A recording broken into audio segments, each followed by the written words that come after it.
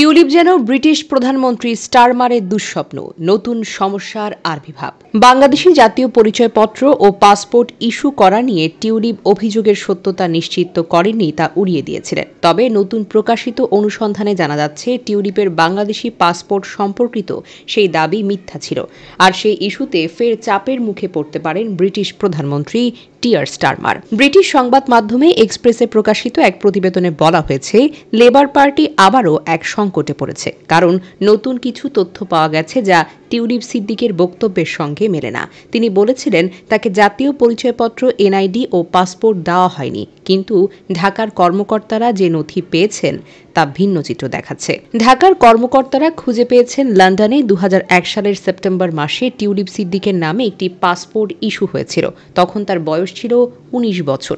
এছাড়া 2011 সালের জানুয়ারিতে তার নামে একটি জাতীয় পরিচয়পত্র দেওয়া হয়েছিল। এক্সপ্রেস জানিয়েছে, নতুন প্রকাশিত নথি ও ডাটাবেস এন্ট্রিগুলো টিউলিপের আগের দাবি করা মন্তব্যের সঙ্গে সাংঘর্ষিক। তার আইনজীবীর প্রতিষ্ঠান স্টিফেনসন হারুট এর মুখপাত্র ফাইন্যান্সিয়াল টাইমসকে 12 আগস্ট বলেছিলেন, টিউলিপের কখনো বাংলাদেশি জাতীয় পরিচয়পত্র বা ভোটার আইডি কার্ড ছিল না এবং তিনি শিশুকাল থেকে পাসপোর্টও ধারণ করেননি।